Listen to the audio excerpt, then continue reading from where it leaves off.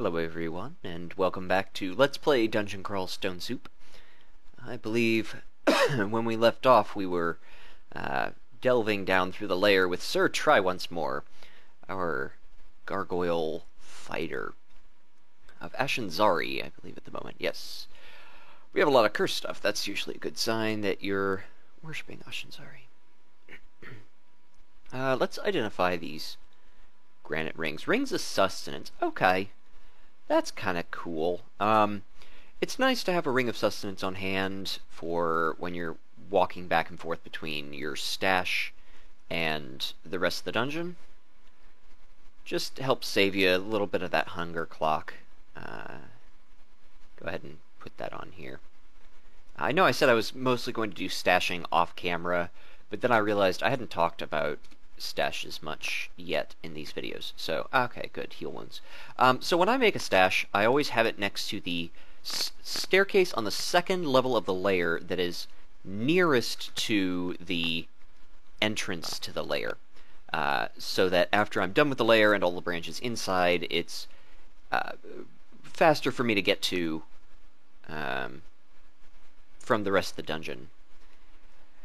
Much later on, you can also establish a stash in the Vestibule of Hell, and a lot of players prefer that because there are multiple entrances to Hell, and so you have to travel a shorter distance. But that's not going to be an issue until much later on, if ever. Okay, so we only have a couple of potions. Man, I really wish we had found Decay. That would have been swell. Let's see how much of the dungeon we've explored. We have gone down to layer 6. Let's check out layer 6. Oh, we're very hungry. See, that's why we're wearing...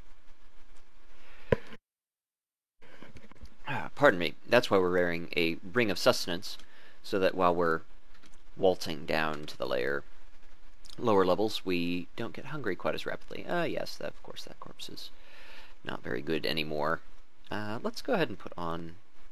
So we've got Fireball. Geez, with Wizardry, Fireball's down to 14% failure rate. That's outstanding. Ashen'Zari is just great. Just great. Okay, well, in that case, we might as well... I don't know that I want to go so far as to put points into spellcasting. Spellcasting helps with failure rate a tiny amount. Mostly it just helps with spell hunger. And pretty much everything is going to be a pretty hefty hunger cost for us, regardless. But since it's mostly supplemental, like, I want to be able to throw out a fireball if we're desperate. Though the spell power is not very good yet.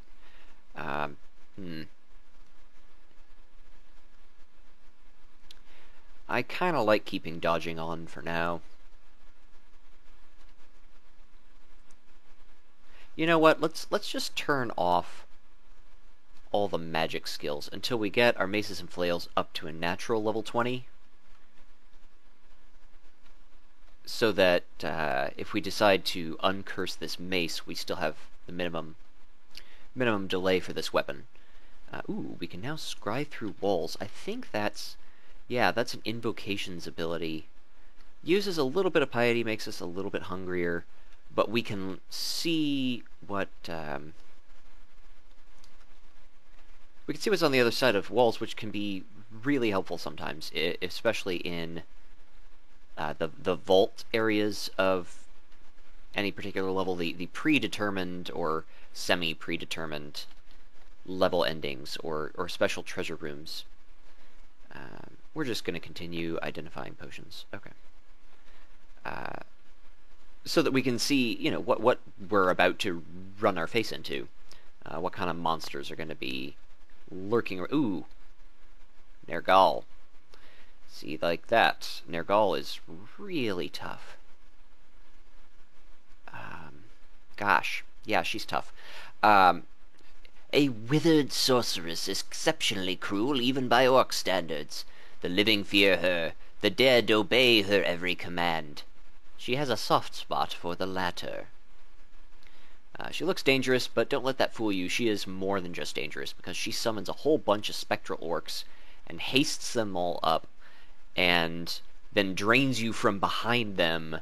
And if you ever get close enough to her to deal damage, she casts Death's Door, and you can't kill her for a few rounds. Death's Door keeps you at basically 1 hit point for a few rounds. So she's really durable, she's really tough. She drains you with that Bolt of Draining. I'm gonna try and hit her. Oh, okay. Yeah, there we go. We actually hit her for once. And she drinks a potion. That's fine. Stands defiantly in Death's Doorway. Okay, that means that no matter what we do, we can't kill her for the next couple of turns. So we're gonna attack the... Man, I wish I knew how long Death's Door lasts.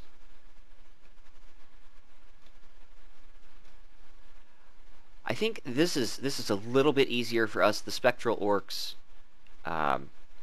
don't do a lot of damage, they just hit you a bunch of times, and so it's easier for us with our high armor class. Okay, that was tough. That could have been a lot closer than it was.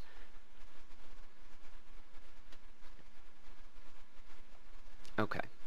Yeah, you can, I mean, Nergal is one of those weird ones that can appear in the lair and can wield weapons and stuff. Like, it's a very rare instance that that occurs, but you can get uniques down here that can make your life pretty difficult. I mean, if we'd had other monsters hitting us, or, I mean, even relatively near us during that exchange, we would have been much worse off.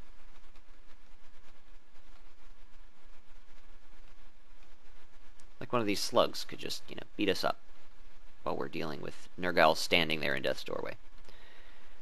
Okay, Scroll of Recharging. That's not too bad. A lot of these things that I'm chopping up, like these green rats and slugs and whatnot, are actually poisonous if you don't have poison resistance or immunity, like we do. I think probably every video I'm going to say something about poison resistance or poison immunity. It's just so good. It's early on, it's the thing that you need. If you can't get poison resistance by the time you finish the layer,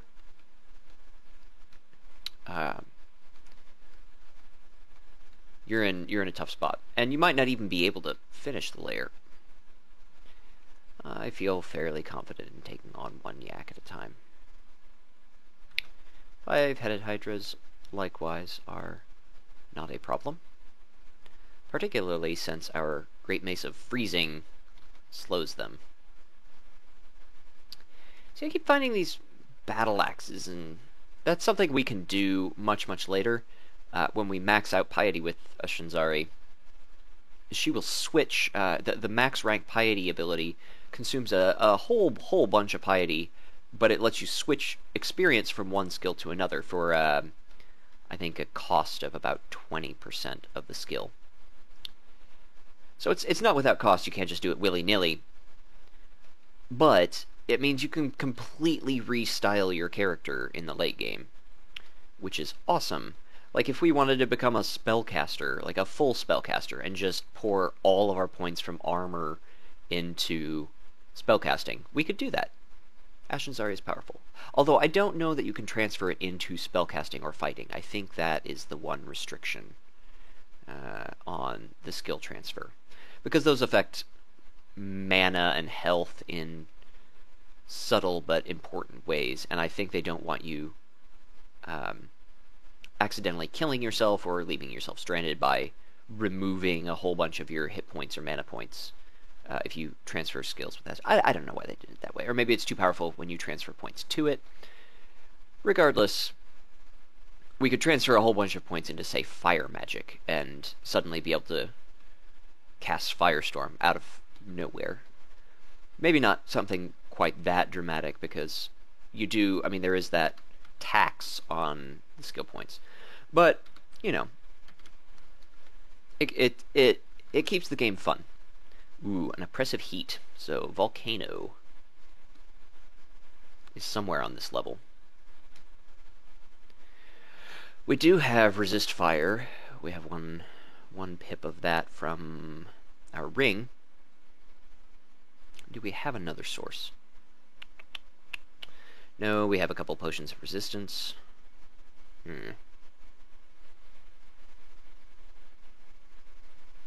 Well, we'll see.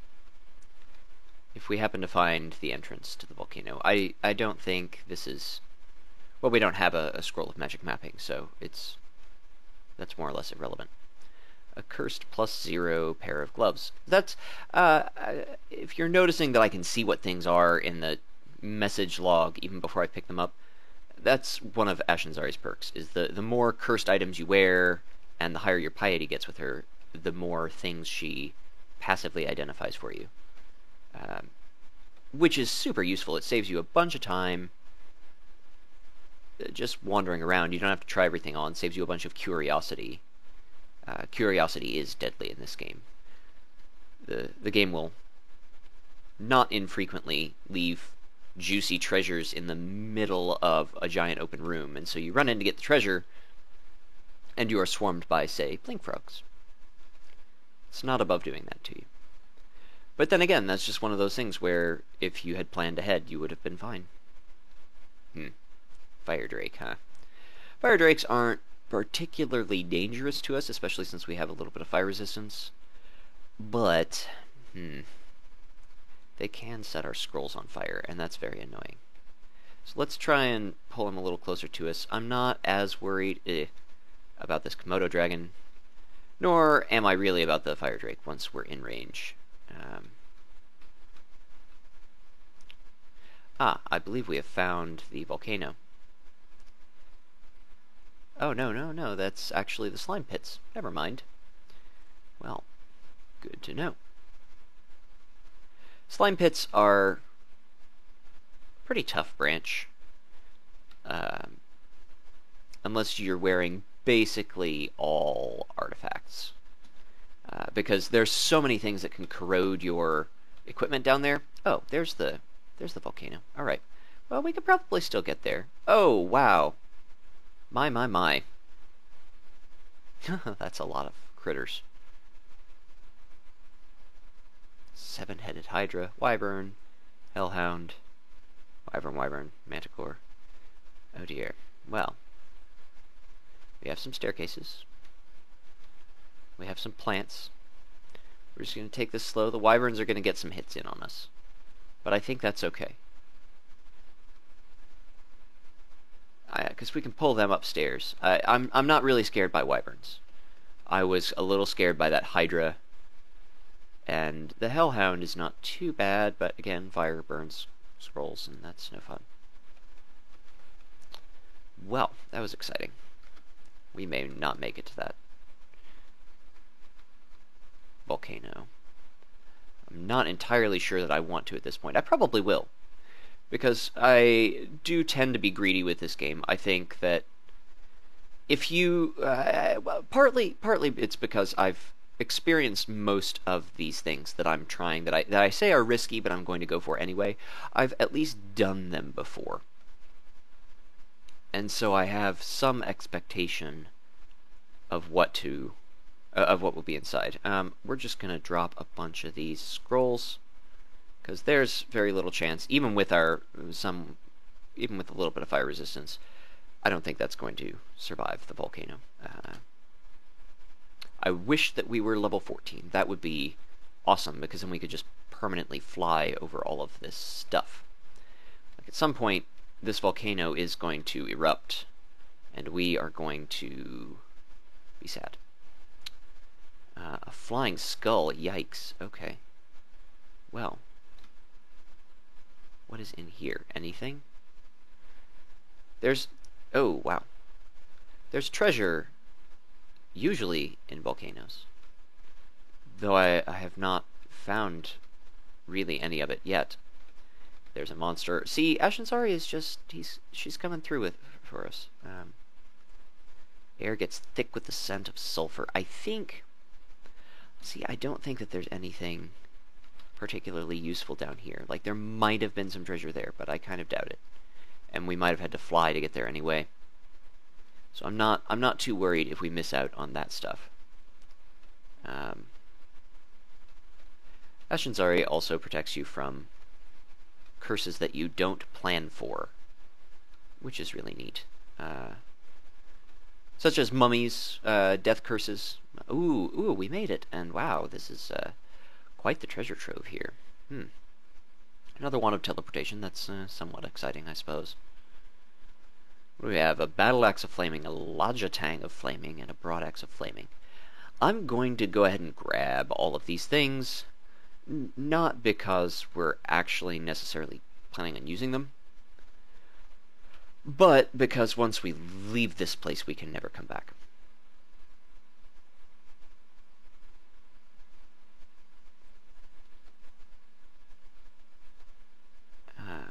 I'm going to auto-explore in the distance volcano. Okay, yeah. Well, we could be in trouble. Oh, no, we can just leave this place and kill that flaming skull out here.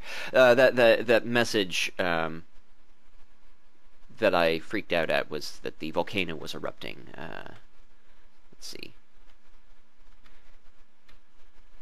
Well, yes, yeah, in the distance, the volcano erupts with a roar. Pretty soon, that room would likely have filled with, at best, poisonous gases to which we are immune. At worst, lots and lots of fire, and we would have died. The reason why I went ahead and grabbed these things, I don't plan on switching to these 13, what is this, 15? Yeah, like, these aren't particularly good. This Lajatang is kind of neat, though. It's the best staff weapon, staves skill. And it's pretty strong. Like, just in case we want it someday, I'm just gonna drop, yeah, this. This is actually a reasonable alternative if we encounter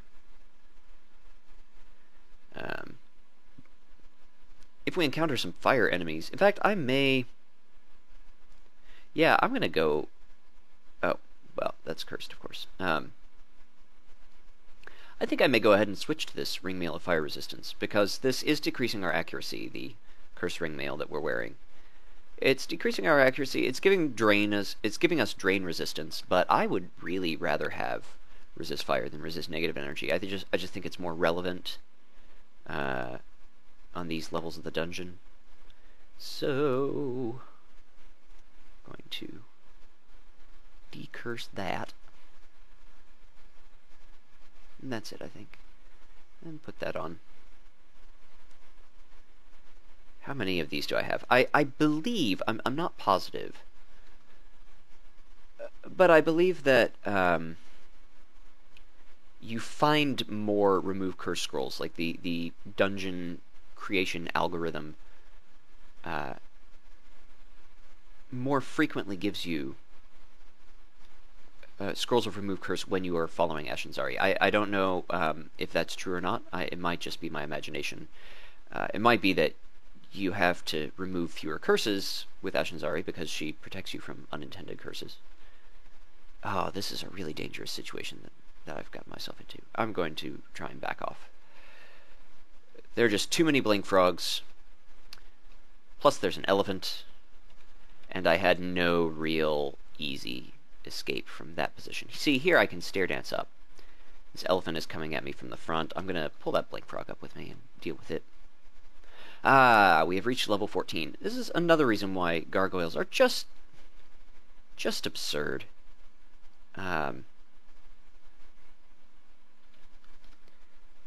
Yeah, we can fly continuously. There are only 2, I think, spells in the game that make you vulnerable while you are flying, and very few enemies possess those spells. And you can always stop flying if you meet one of those enemies, but you never have to worry about falling into lava or deep water. Otherwise, ooh dear. Well, is this fun? Yeah, this is fun. We're just playing dungeon crawl with our overpowered gargoyle here. Gargoyles are just nuts. And it's not just the. That was maybe a little ambitious. No, we're fine. It's not just that the resistances that the gargoyles get are super relevant, which they happen to be. They happen to be incredibly relevant early game.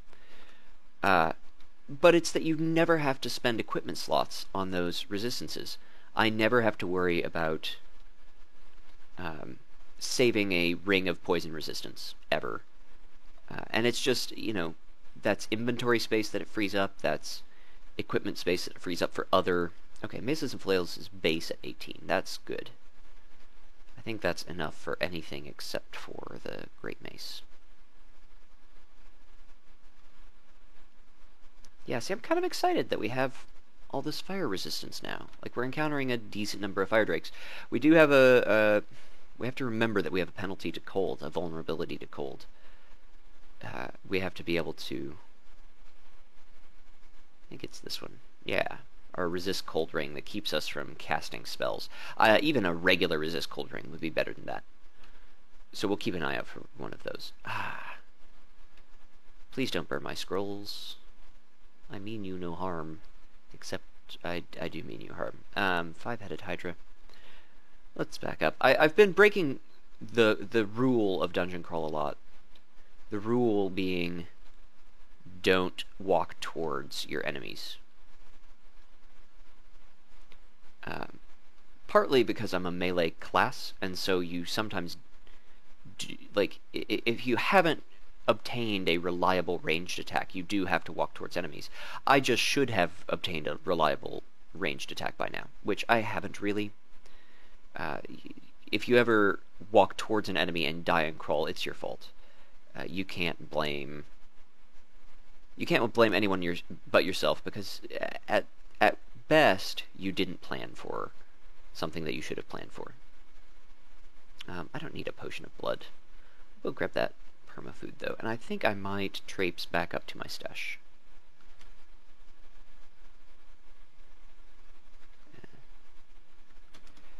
Just because I feel like the lair is pretty tough on this level. And also, there's treasure places, there's treasure around here. We don't have a volcano ticking at us, and I kind of want to ditch some of this stuff that I'm carrying around. I don't really need that. I put things in different piles generally. I keep all the weapons together, I keep all the body armor together, I keep all the jewelry together. In fact, we can go ahead and wear that ring of sustenance while we're doing stash stuff. I keep a pile of food, into which I put all of my permafood, generally except for bread rations, which are the second most filling, or third. Potions are the most filling ration ever, followed by meat, followed by bread. Spriggans, of course, the herbivores that can only eat permafood, cannot eat meat rations because they are herbivores. They can only do bread rations and potions of porch. But we don't have to worry about that. Going to drop some of these curse scrolls for when we want to switch out our gear. Enchant weapon can go. Recharging, I think, can go. We kind of want to save that for Wand of Heal Wounds if we get the chance. Let's see. Some of these I'm just dropping because we don't really need them right now. Wand of Slowing, probably not. Well, now I really ought to use the Wand of Slowing and save, say, the Wand of Teleportation for later, and maybe the Wand of Lightning. Since I'm feeling fairly confident about our ability to tackle the rest of the layer, we've got some potions to identify. Potion of Brilliance. Yeah, if you'll notice how sometimes the scrolls give us multiple potions, it's because there's a 70% chance that you'll get one identify out of a scroll, a 20% chance that you'll get 2 identifies, and a 10% chance that you will get 3 identifies out of any given scroll. I believe is what the case is. And that's, it happens frequently enough that it's plausible to... It's why you rarely want to use a scroll of identify when you only have one thing in your inventory that you want to identify. Like, at least have a wand or something around to where you can identify how many charges it has. Alright, we're gonna head back down. Down, down, down to the depths. I think, yeah, I think I'll go ahead and walk around with this Ring of Wizardry and strengthen dexterity. Barbs. Ow, ow, ow, ow. I should have stopped moving. Barbs, manticores shoot at you, and you have to wait in the same spot for a couple of minutes, or a couple of turns, rather, to remove them. It's really quite unfortunate. No, those are those cursed gloves. Those are a relatively new addition. That's why I kind of blundered in there. I'm still used to being able to approach manticores fairly safely as a high armor class character.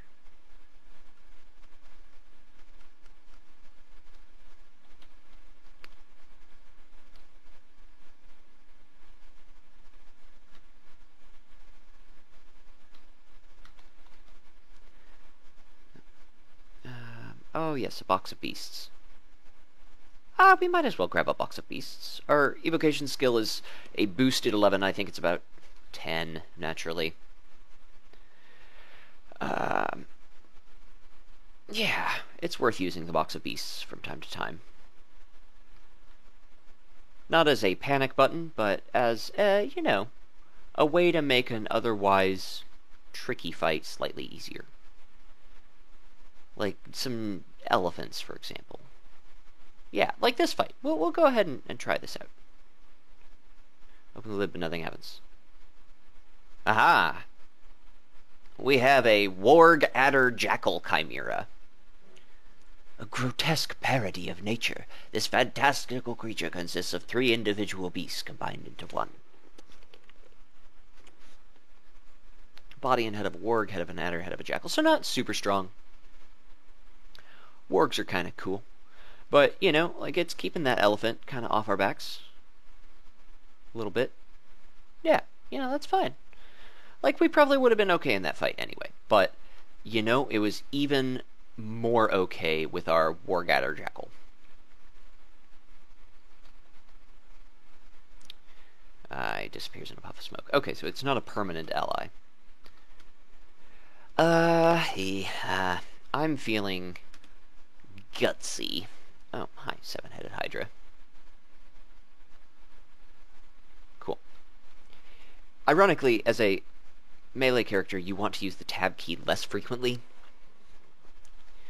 because it's really easy to kill yourself by just holding the tab key down, assuming your mace will do the trick, when in reality, you're attacking something that's, say, immune to the type of damage you're dealing, or you just can't hit it because you're not good enough yet, and you just die. You know, you see 7 lines of text on places where you could have just walked away from the fight and been more or less fine. See, like here, we're standing in range of that electric eel. No need to do that. We can just pull them one step away. Hubris is a big life expectancy shortener for fighters. This is kind of scary, actually. Wow, that's a ton of frogs. Spiny frogs are kind of rough because they have these spines mutation ability, basically. The demon claw, or the demon spines mutation is what I'm referring to when I say the spines mutation. They're one of the few creatures in the game that damage you when you hit them, and that's really rough for us because we are primarily wanting to hit things in the face, and we dislike having that plan thwarted. Alright, we're going to try and take out this electric eel. Oh, there are many electric eels. That's unfortunate. There are just a lot of things. I guess the reason why Layer 8 is tricky and why I was a little bit hesitant to waltz down here is because there's always some kind of themed ending, sort of a semi-vault type ending for the layer. Apparently we have gotten the frogs ending. Yeah, see, the spiny frogs just hurt us a bunch without us taking hits from them. It's, you know, technically mitigated by our armor class, but their spines are quite fearsome. wonder where all the eels went. I know they're around somewhere. Okay, this leech, we're going to pull back around the corner. No need to be fighting it somewhere where there could be eels. Do you hear that, princess? Those are the shrieking eels. Princess Bride. Great movie.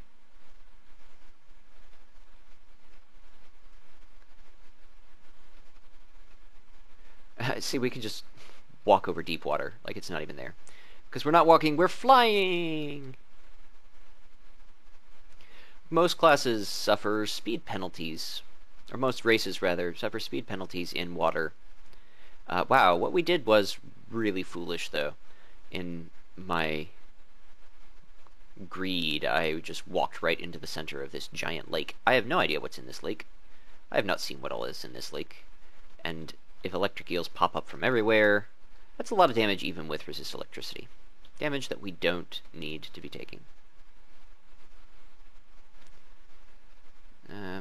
See, this is one case where I kind of do want to walk towards the eel, so I can bop it on the head.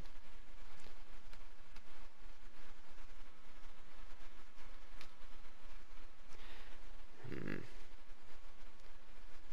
question is, do I want to fight here? I guess I'll fight here. Let's explore some of this area around the level away from the lake. I think that's one trap you can fall into in Crawl is fixating on a particular challenge. Like sometimes that's good to do. Sometimes that's you know what needs to be done for you to beat the level and to use your resources most efficiently. But most of the time you can just walk away. You don't have to worry about it. I would say the biggest exception to that is an entrance to a branch. One of those scenarios where there is only one staircase down or up from a given level. Because that can, you know, if you lead a mess of uniques and executioners and, I don't know, all kinds of nasty stuff to the only staircase down, that gets really hairy. You basically have to write off that entire branch. And that's... nobody wants to do that.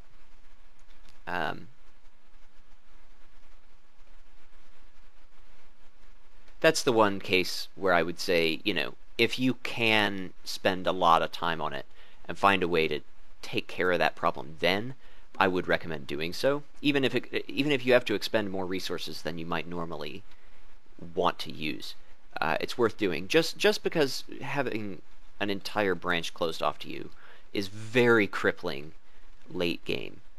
Really, any time after the lair, if you can't immediately move on from the lair to the Orcish mines and then a branch, you're going to be in a lot of trouble because there are many challenges that are up ahead, dear viewers. Many challenges indeed that we must overcome before we can reach the realm of Zot and take a shot at the orb.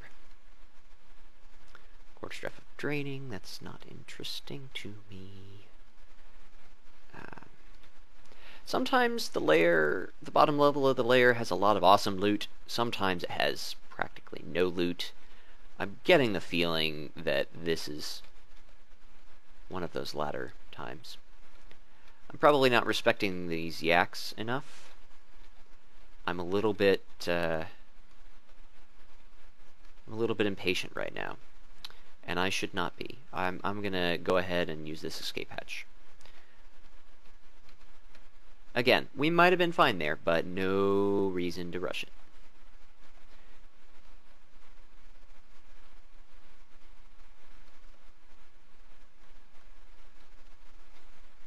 I mean, it's better to get back up through an escape hatch with 30 health than with 3 health in case a rat is sitting up above you and cleans your clock, and then you have a really embarrassing death right up near the highest ranks of your morgue, you know. Sir, try once more. A level 14 gargoyle fighter was slain by a rat. It's not something you want to have stamped up there amongst your proudest. Granted, I mean, a lot of deaths around this time of the game are very stupid deaths. Uh, the one circumstance where that's not necessarily true is, like when I said before, if you literally find no source of poison resistance throughout the entire game, and then you have really poison-heavy branches, like you get the swamp and the snake pit, rather than the shoals and the spider's nest. Although I believe the spider's nest still has a fair amount of poison. Not as bad as the snake pit, I would wager, however. That's a bunch of bananas. Well, actually, it's many individual bananas. Ha ha ha ha ha. Little pun there. Yeah. Figure out what's going on with the yaks. Falling just really quickly to this mace. This is a great weapon. I'm really glad we found it. It's absolutely worth the penalty to our cold resistance, and the fact that resist electric does nothing for us, and the fact that plus fly does nothing for us. It gives us magic resistance, and it's a +8, +6 great mace of freezing. It's just doing monstrous amounts of damage, which we like. Like I've said before, the damage is one of the hardest things to acquire in Crawl, and it's one of the most important. Enemies scale up in armor class levels much more quickly, I think, than they scale up in terms of defensive or resistance to offensive magics, rather than just hostile enchantments. After about the layer, using hexes for things is a little bit rough. Just because things start to have a whole lot of spell resistance, and that's hard to deal with when you rely on, confusion, slowing, enslavement, those kinds of effects. Although, now that I mention it, we do happen to have this Wand of Enslavement, which apparently is line of effect, not line of sight. So we're going to try some of these out. Like that yak, we're going to send to its death. You can use the T key, although I have it bound to the 4 key. Use the T key to direct your allies.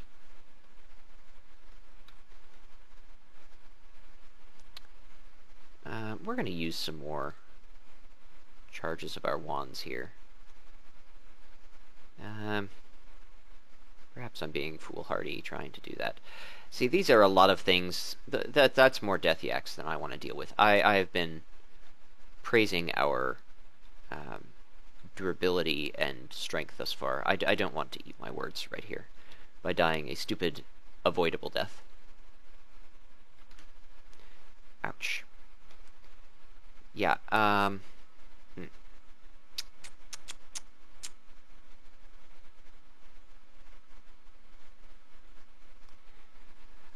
don't... The thing is, this spiny frog, probably... I know that it cannot kill us in one hit, if it hits us. But I'm pretty sure that it hitting us and us taking spines damage from hitting it could be fatal.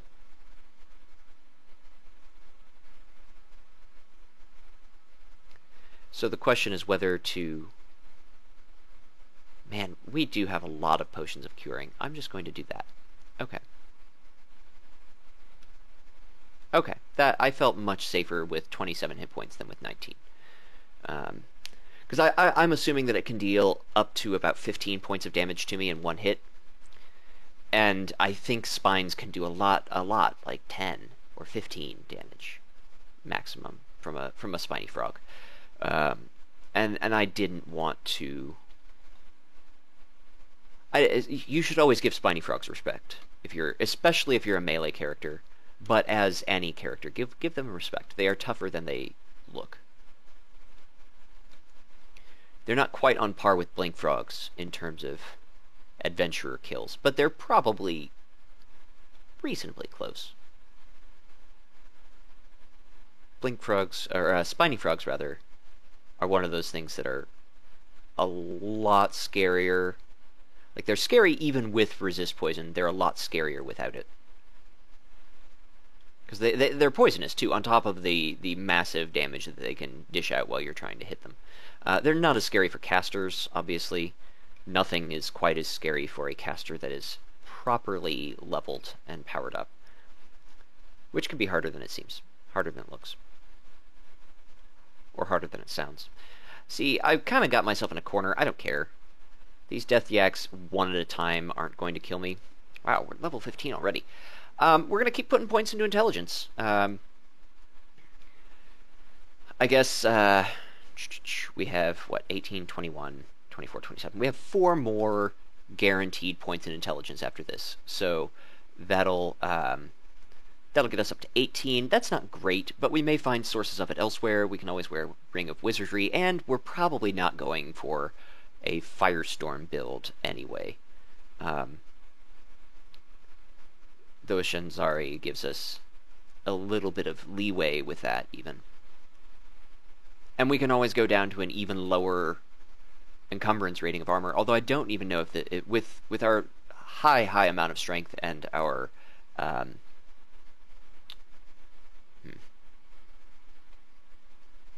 high armor skill, we're probably not suffering a large penalty anyway, if any. Anyway, I'm technically trapped. I cannot get out, but I have many sources of teleportation, and I felt pretty confident that I could kill those yaks one at a time. I feel confident that I can kill anything in the lair one-on-one, and that's a good place to be. Especially now that I have a few more hit points. I'm at level 15. I actually, now that I think about it, I'm going to turn on fighting for a few levels. It's still at level 3. We can get a level 15. It's more or less a hit point per skill level of fighting at this point, or a hit point and a half maybe. I think it's it's like 0.0125 per 10th of fighting or something. I don't know. It's probably on the wiki somewhere.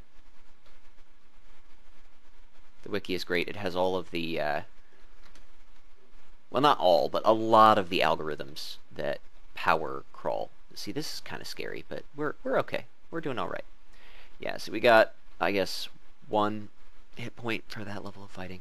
Then again, fighting, I forget sometimes, does scale per 10th of a point and not just per point. So we're actually gaining incremental benefits just by training fighting. Our health may go up after... Jeez, this frog is... See how much that blink frog hurt? Just 1. Imagine getting a pack of those when you're unprepared, when you're feeling overconfident. So anyway, the reason why I mentioned the tenths of a point of fighting is that it's much more likely that our health could increase in the middle of a large brawl. If we're fighting, say, 7 monsters at once, we could get a little bit of a hit point bump partway through that fight. That can still happen with skill increases, and it can save your life if you are in a rough spot.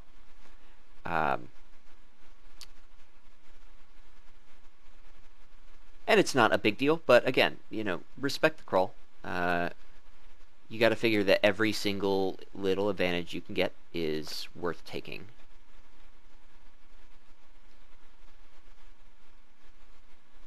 Okay, I think we're going to go back to this little area here. I think we've cleared most of the stuff out.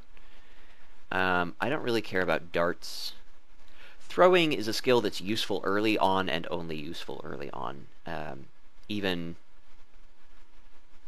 the strongest of throwers don't make a big dent in late game enemies. Like even blowguns, which are based off of the throwing skill and are super powerful early game because of all the needles of poison and slowing and curare, which is sort of a paralytic, like a nerve agent. Those are all really powerful early game. Most late game enemies are completely immune to those effects. At best, they're resistant. Poison falls off very sharply after the mid-game. When I mention mid and late game, early, mid, and late game, early game is up to and including the Ecumenical Temple. Um, it's sort of the area where you can get screwed just from lack of stuff in the dungeon pretty easily, and because you're very fragile at low levels. Um, Mid game, I would even say that like the first 6 levels of the layer, definitely the first 4, maybe the first 6 levels of the layer are um, early game as well. They're not incredibly complicated. You're not you're not going to get swarmed by obscenely powerful enemies and uniques during that time. You can basically run away from anything that you encounter that you can't fight. Most of the deaths are, fairly avoidable, like easily avoidable. It's easy to tell what you're being threatened by. Whereas later you can be threatened by things that seem completely impotent at the time. Like in the vaults, there are these guys called convokers that by themselves are very weak, but at any point they can summon enemies from elsewhere on the level, including enemies that are much, much, much more powerful, that are stashed inside rooms or something that you wouldn't otherwise encounter in a group. You'll suddenly face a bunch of them all at once. Yeah, like at this point, I should sort out my wands. I don't know why I have a bunch of wands in the scrolls pile. I'm a little bit weird about keeping my piles separated here. Let's go ahead and drop the Wand of Enslavement and the Wand of Slowing. Like, they're not that great anymore. That Wand of Flame can probably go too.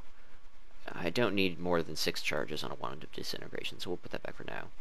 And we'll save this wand that we're pretty sure has at least 1 charge. Yeah, okay. Do we have any potions? What potions do we have left to identify? I think we're pretty close to identifying all of them. Yeah, Potion of Decay, Potion of Experience, and Potion of Strong Poison are the only unidentified potions. I guess we found a... Oh, Potion of Experience. Yeah, I was about to say, surely we would have noticed a Potion of Experience. They basically give you, like, the equivalent amount of experience to a low character level. Like, it'll take you up 2 levels from 1 to 3, I think, or... So they're really good at any point in the game, obviously, just free experience, but they're especially good early on. It's too bad we didn't find any early on. We have tons of scrolls of amnesia. We can just forget as many spells as we feel like. Clear up that noggin space for stronger spells. Okay, so we really don't need that. We don't need to save Scrolls of Identify for any particular reason. I'm just kind of mumbling at this point. If you want to stop watching this video, I will start the next one before I do anything relevant. I'm just sort of puttering around the stash, and I thought I'd let you hear my thought processes while I was doing so. The reason why I'm only carrying these bread rations is because they're pretty stout. If we get in a rough spot, we can just eat one of those and we'll be fine. But we also have these 2 potions of porridge, which will take us from near starving to full, I think. They contain a huge number of hunger units. I'm going to make a little separate pile over here for our Box of Beasts and our Stone of Tremors. Stone of Tremors does some cool stuff. I think it causes a little bit of an earthquake and might open up shafts beneath enemies' feet to fall into lower levels, and it maybe summons earth elementals, all kinds of cool stuff that it will do once every few character levels. You have to gain experience to recharge them. And they also scale based on our evocations, which is good. It's fine. But I don't think I want to invest much more into it right now. We're just really strong. And I know that part of that is artificial. Ashen Zari's bonuses are clouding my judgment a little bit. But, like, I feel we can... I feel like we can turn off Maces and Flails for now. Because I don't foresee us removing this mace anytime soon. And I also think that if we do switch to a weapon, it will be an Evening Star, so that we can use a shield with it, in which case we're going to want to put points into shields anyway. And that...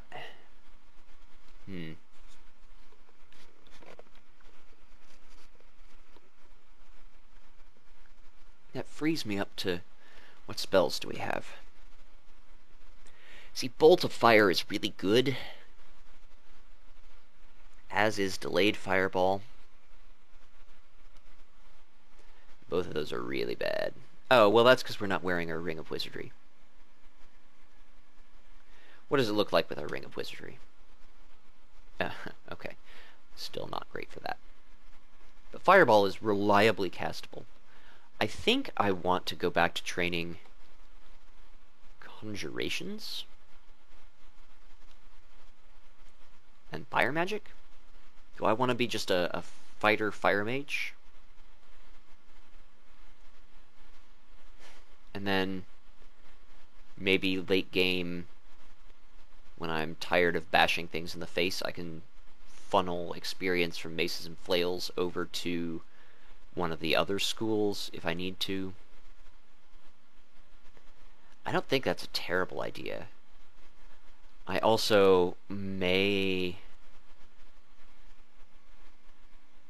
want to put some points into stealth. Ring Mail isn't the stealthiest, but even a couple of points might benefit us greatly. I feel good about our evasion for the moment. Dodging, I don't know, dodging is kind of a bonus. We have pretty high armor class. We have 11 AC naturally. And dodging doesn't give us a huge bonus anyway.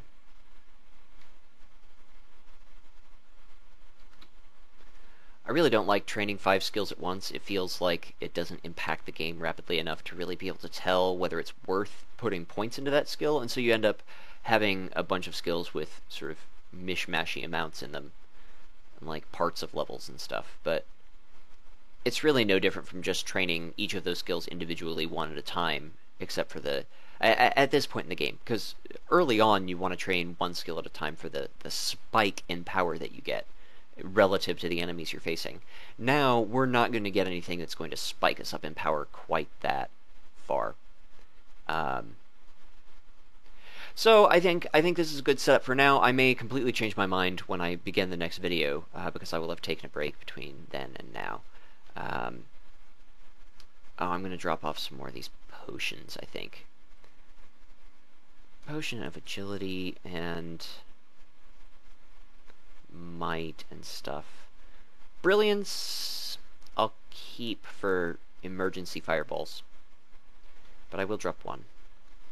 I'm not super concerned about weight because we're incredibly strong, but in case we want to, for some reason, carry around 4 sets of armor or something crazy, we definitely don't need 11 potions of curing. We can drop 6 of those.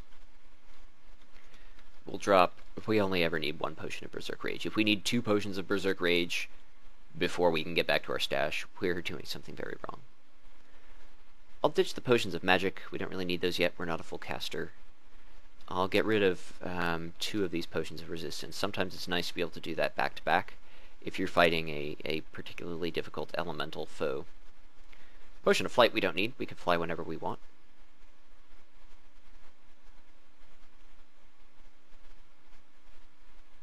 Potion of Restore Abilities is really not all that useful in this game. I mean, I don't think it's worth an inventory slot at this point, because our abilities are pretty sturdy. Like, no form of ability damage is going to be fatal to us immediately. And we're not even fighting enemies that deal ability damage very, very frequently yet. So Restore Abilities I may carry around with me later. For now, I don't need to bother. I'll just keep the space open for loot. I'd like a cloak with an ego. I'd also like some boots. Yeah, I'd definitely like some boots. Our horns seem to be suiting us well. I think I will research in between this video and the next if unarmed combat increases our horn attack damage or accuracy. Because that could be actually worth putting, 5 or so levels of unarmed combat. Because in the very, very, very late game, we can always reclaim those if we have to by using Ashen Zari's final ability, probably for the second or third time. Though I doubt we will do that. But mostly because, put in 4 or 5 levels, or at this point in the game is really easy to do. Anyway, I think that's enough for now. I'll go ahead and end the video and pick back up with maybe a branch. Maybe we'll go down to the snake pits. We shall see. Thanks for watching.